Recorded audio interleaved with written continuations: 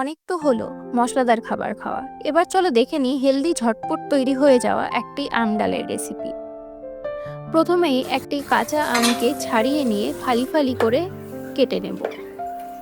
এবার একটি পাত্রে পরিমাণ মতো মসুর ডাল নিয়ে তাতে জল দিয়ে পরিষ্কার করে ধুয়ে নেব।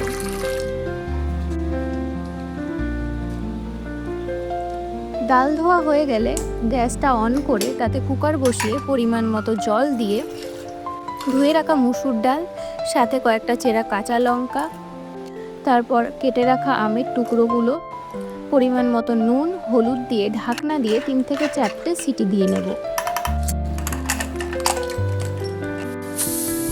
এবার পাশেই একটি কড়াই নিয়ে তাতে তেল গরম করে তাতে শুকনো লঙ্কা আর গোটা সর্ষে ফোড়ন দিয়ে সেদ্ধ করে রাখা ডাল দিয়ে পরিমাণ মতো জল মিশিয়ে কিছুটা ফুটিয়ে নিলেই রেডি আমাদের টক ডাল। যেমন খেতে সুস্বাদু তেমন গরমে শরীর ঠান্ডা রাখতে জুড়ি মেলা ভাত।